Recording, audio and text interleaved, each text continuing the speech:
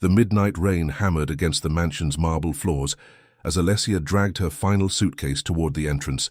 Her hands trembled, not from the cold, but from the weight of what she was about to do.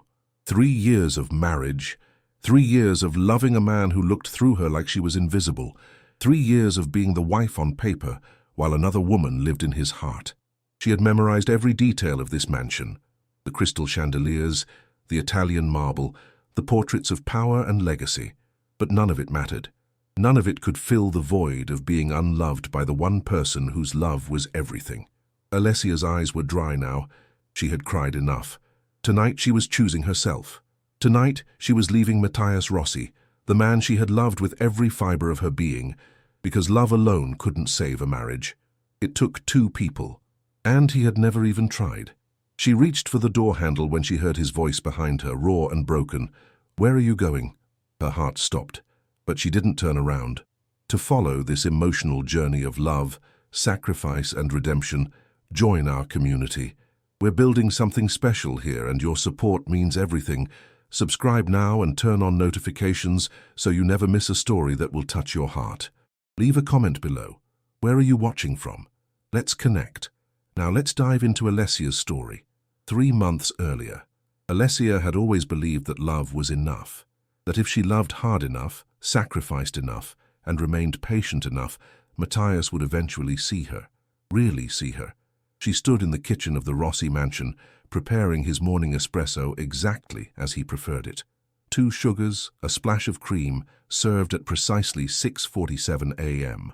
The kitchen was a masterpiece of Italian design, all marble countertops and state-of-the-art appliances, yet it felt like a prison. The sound of his footsteps echoed through the hallway. Alessia's pulse quickened automatically. Even after 3 years, her body responded to his presence like a trained animal. She had learned to recognize the rhythm of his walk, the weight of his mood in each step. Mathias entered, wearing a tailored charcoal suit, his dark hair perfectly styled, his sharp jawline shadowed with the kind of stubble that made women lose their minds. He was devastatingly beautiful, the kind of beautiful that came with danger, the kind of beautiful that belonged to a man who controlled empires and made decisions that changed lives. He didn't look at her. "The Colombians are moving product through the docks," he said, speaking into his phone. "I want surveillance doubled. And get me Anny's schedule for tonight." Alessia's hand froze on the espresso cup. Anny. The name had become a constant presence in their home, whispered in conversations, mentioned in passing, always there like a ghost between them. "Your coffee," Alessia said softly, placing the cup on the marble counter. Mathias took it without acknowledgement, his dark eyes fixed on something beyond the kitchen window. He was already gone, already somewhere else, somewhere with someone else.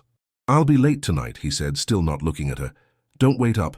The door closed behind him and Alessia stood alone in the pristine kitchen, surrounded by everything money could buy and nothing that mattered. That evening, she did something she had never done before. She followed him. The restaurant was exclusive, hidden behind unmarked doors in downtown Manhattan. Through the window, Alessia watched as Mathias sat across from a woman with warm brown eyes and an easy smile. The woman was beautiful, but not in the polished, calculated way of the women who usually surrounded Mathias. She was beautiful in the way that suggested she didn't know it. Natural, unguarded, real. Anny. She was a waitress at one of Mathias's legitimate businesses, a high-end Italian restaurant where the elite came to conduct their affairs. Alessia had seen her once, briefly, when she visited the restaurant with Mathias months ago. The woman had been professional, efficient, invisible in the way good service workers are. But tonight, watching Mathias lean forward and actually smile, a real smile, not the cold expression he wore at home, Alessia understood everything. He was in love with her. The realization didn't come as a shock. It came as a confirmation of something Alessia had known in her bones for months. The way he said Anny's name, the way his entire demeanor changed when she was mentioned, the way he looked at his wife, with obligation, with guilt, with anything but love. Alessia turned away from the window and walked into the rain.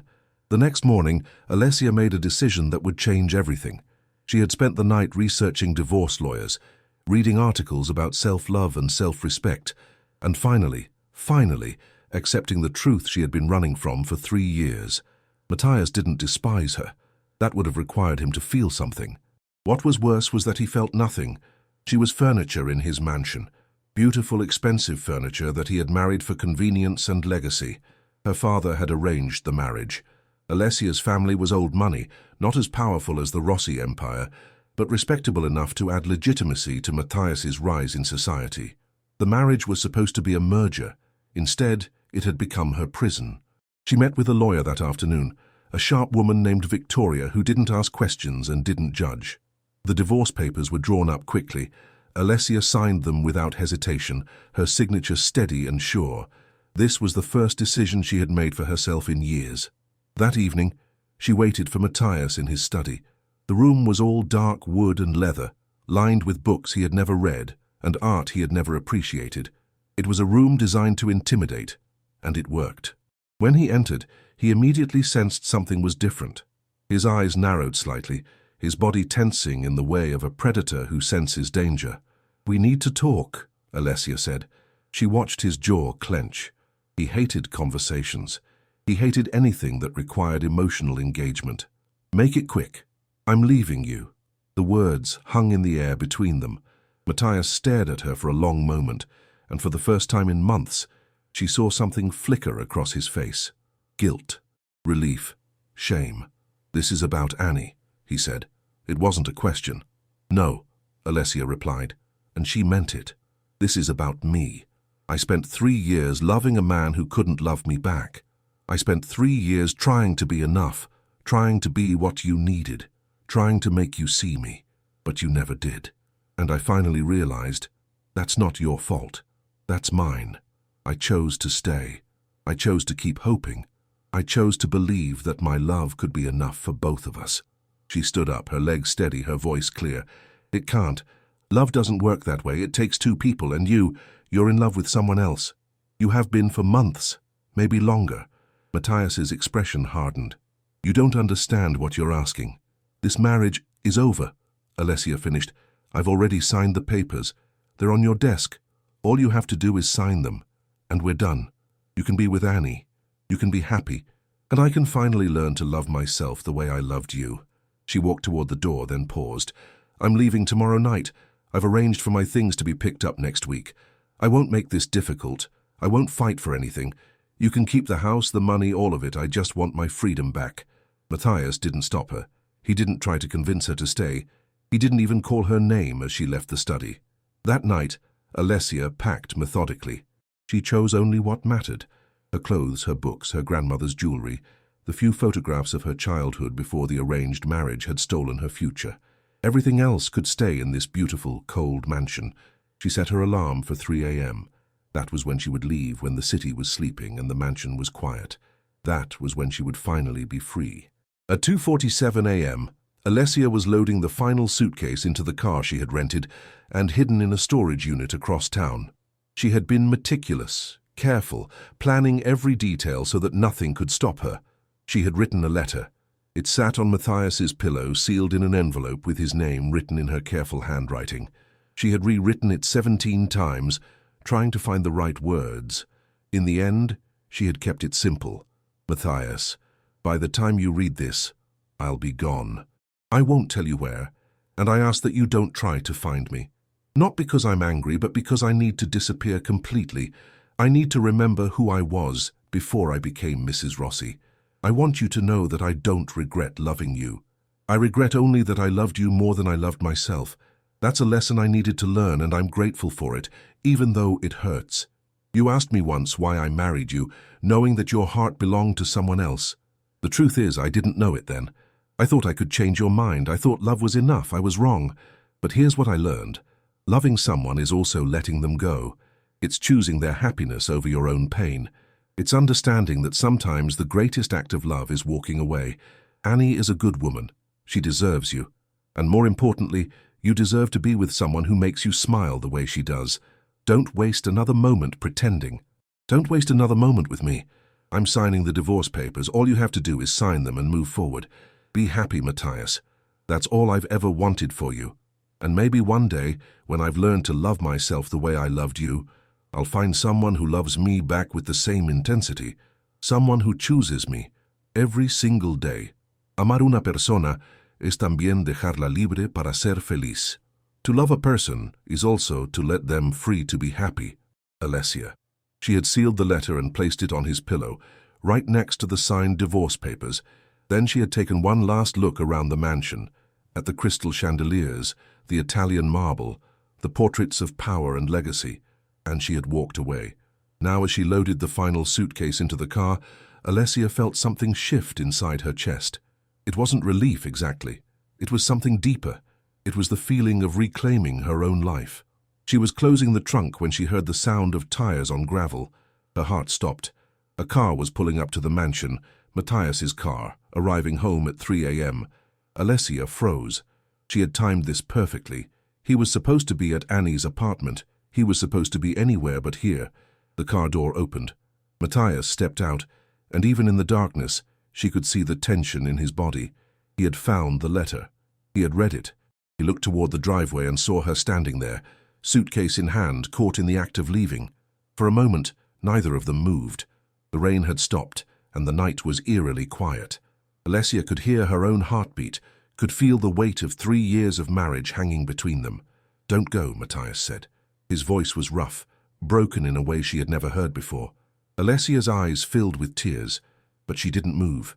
"I have to. I know." He stepped closer, and she could see the devastation on his face. "I know you have to, and I know I have no right to ask you to stay. I know I've given you nothing but pain. I know I've loved another woman while you were here, trying so hard to make me see you." He stopped a few feet away from her, and Alessia realized he was crying. Mathias Rossi, the man who controlled empires, the man who made decisions about life and death without flinching, was crying. "I read your letter," he said. "I read it and I understood everything. You're right, you're so right, and I'm sorry, Alessia. I'm sorry that I couldn't be the man you deserved. I'm sorry that I wasted your time, your love, your youth." Alessia wanted to run to him. Every fiber of her being wanted to comfort him, to tell him it would be okay to fall back into the familiar pattern of sacrificing herself for his happiness. But she didn't. "I'm sorry too," she said softly. "I'm sorry that I couldn't make you love me. But that's not my burden to carry anymore." She opened the car door and got inside. Mathias didn't try to stop her. He stood in the driveway, rain beginning to fall again, and watched as she drove away from the mansion, from him, from the life she had been living. As Alessia's car disappeared into the darkness, Mathias stood alone in the rain, finally understanding what he had lost. But more importantly, he was beginning to understand what he needed to do next. Mathias didn't sleep that night. He sat in his study, reading Alessia's letter over and over, watching the words blur through his tears. The divorce papers lay on his desk, her signature final and absolute. She had given him everything, her love, her time, her youth, and he had repaid her with indifference. But as the sun began to rise, something shifted inside him. The guilt transformed into clarity. Alessia was right. She had always been right. And now, finally, he understood what he needed to do. He thought about Anny. He thought about the way she smiled, the way she moved through the world with a grace that came from genuine kindness, not from privilege or power. He thought about how she had never asked him for anything, never tried to change him, never demanded his love. She had simply been herself, and somehow that had been enough to make him fall in love with her. But there was a problem. Anny didn't know about Alessia. Not really. She knew he was married, but she didn't know the depth of his indifference toward his wife. She didn't know that he had been using Alessia as a shield, a way to maintain respectability while his heart belonged to someone else. Mathias made a decision. He would sign the divorce papers. He would set Alessia free as she had asked. But before he pursued Anny, he would do something he had never done before. He would be honest. He would tell Anny the truth about who he was, what he had done, and what he was willing to risk for her. He picked up his phone and called his lawyer. "I'm signing the divorce papers. Have them finalized by end of business today. And I want Alessia taken care of, financially, legally, everything. She gets whatever she wants, no arguments." Then he signed the papers with a steady hand and a clear conscience. The next step was harder. Anny worked the evening shift at the restaurant. Mathias arrived at 8 p.m. before the dinner rush and asked to speak with her privately. She looked confused, nervous even, as she followed him to the back office. "Is something wrong?" she asked, her brown eyes searching his face. Mathias closed the door and took a deep breath. I need to tell you something, and I need you to listen without interrupting. Can you do that?" She nodded slowly. "I'm married," he said. "My wife's name is Alessia. We've been married for 3 years, and I married her for all the wrong reasons. Convenience, legacy, business, but I never loved her. And last night she left me. She signed the divorce papers and walked away because she finally realized that my love for her would never be enough because I didn't have it to give." Annie's face had gone pale. She started to speak, but Mathias held up his hand. "Let me finish. I'm telling you this because I'm in love with you. I have been for months, and I know that's not fair to you. I know that you deserve someone who is completely free, someone who doesn't come with complications and baggage and a criminal empire, but I also know that I can't live without you. I've tried. I've stayed away. I've kept my distance, but it doesn't work. You're in my head, in my heart, in every decision I make." He stepped closer, and Anny backed away slightly, her expression unreadable. "I'm not asking you to forgive me," Mathias continued. "I'm not asking you to love me. I'm just asking you to give me a chance to be the man you deserve. I'm asking you to let me prove that I can change, that I can be better, that I can love you the way you should be loved." Anny was quiet for a long moment. When she finally spoke, her voice was steady but sad. "Mathias, I care about you, but I can't be with someone who was married to another woman while pursuing me. That's not who I am. I deserve better than that." The words hit him like a physical blow, but he understood. He had known this was a possibility. He had known that his actions might have consequences that no amount of love could fix. "I know," he said quietly, "and I respect that. I just needed you to know the truth. I needed you to know that you're worth changing for, that you're worth everything." He turned to leave, but Annie's voice stopped him. "Mathias, wait." He turned back, hope flaring in his chest. "What you just did, telling me the truth, accepting my answer without trying to convince me otherwise, that's not what I expected from you. That's not what I've heard about you." "People change," he said simply. "Maybe they do," Anny replied. "But I need time. I need to see if you really mean what you're saying. I need to see if you can actually be the man you're claiming to be. Can you give me that? Can you give me time without pressure, without expectations?" Mathias felt something shift in his chest. It wasn't a yes, but it wasn't a no either. It was a possibility, and for the first time in his life, he was willing to wait for something he wanted. "I can give you all the time you need," he said. "I'll wait as long as it takes." 3 months passed. Mathias didn't contact Anny. He didn't show up at the restaurant. He didn't use his power or influence to try to win her over. Instead, he did something far more difficult. He changed. He stepped back from the more violent aspects of his business, delegating to trusted lieutenants. He started therapy, something he had never considered before, working through the emotional damage that had made him incapable of love. He volunteered at a community center in the neighborhood where Anny lived, teaching kids about business and entrepreneurship, showing her through his actions that he was serious about becoming a better man. And slowly, gradually, Anny began to see him differently. It started with small conversations. She would see him at the community center and ask how his day was going. Then she began stopping by after her shifts, bringing him coffee, sitting with him while he worked with the kids. Then came the day when she asked him to dinner, not at his restaurant, but at a small, humble Italian place in her neighborhood. "I'm not doing this because I've forgiven everything," she said, as they sat across from each other, candlelight flickering between them. "I'm doing this because I've watched you change. I've watched you work, really work, to become someone different, and I want to know if this version of you is real." "It's real," Mathias said. "It's the most real thing I've ever done." Over the next few months, they built something genuine. Anny introduced him to her world, her small apartment, her close friends, her simple life that was rich in ways his mansion could never be. Mathias introduced her to his world, but differently now. He showed her the legitimate businesses, the community programs he was funding, the parts of his empire that actually helped people. And somewhere in the middle of those months, love bloomed. Not the desperate, one-sided love that Alessia had offered, but a mutual, equal love that was built on respect, honesty, and genuine connection. One evening, Mathias took Anny to the rooftop of one of his buildings. The city sprawled beneath them, lights twinkling like stars. He had a ring in his pocket, not an ostentatious diamond, but a simple, elegant band that he had chosen thinking of her. "I know it's fast," he said. his voice steady despite the nervousness in his chest. "I know we've only been together for a few months, but I also know that I don't want to waste another moment of my life without you. I know that you're the person I want to wake up next to every morning. I know that you're the person I want to build a real life with." He got down on one knee, and Annie's hands flew to her mouth, tears streaming down her face. "Annie, will you marry me? Not for convenience, not for legacy, not for any reason other than love?" "Yes," she whispered. "Yes, yes, yes." He slipped the ring on her finger, and she pulled him up, kissing him with all the passion and joy that had been building between them for months.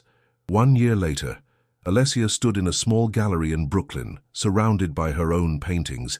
The exhibition was called Reclamation, and every piece told a story of healing, of learning to love herself, of discovering who she was beneath the expectations of others. She had left the Rossi mansion with nothing but her suitcase and her dignity. She had rented a small apartment in a neighborhood where no one knew her name, where she could be anonymous and free. She had taken a job at a local art studio, teaching painting to children and adults who wanted to rediscover their creativity. And then she had met Marcus.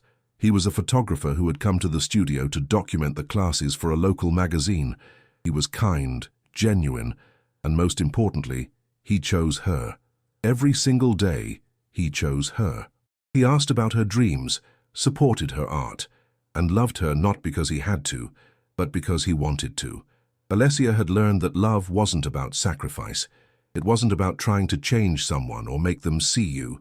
Real love was about two people choosing each other, supporting each other, and growing together. She had heard through mutual acquaintances that Mathias had married Anny. The news had brought her genuine joy. She had meant what she wrote in that letter.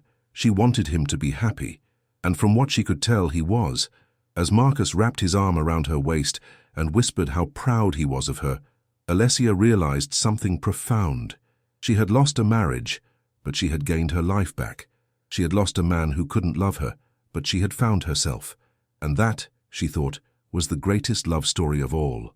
This story has come to an end, but the journey of self-love and redemption continues in all of us. If this story touched your heart, if it reminded you that you deserve to be loved completely, please leave a like and share it with someone who needs to hear it. Subscribe for more stories that celebrate the strength of the human spirit. Thank you for being here. Until next time, remember, you are worthy of real love.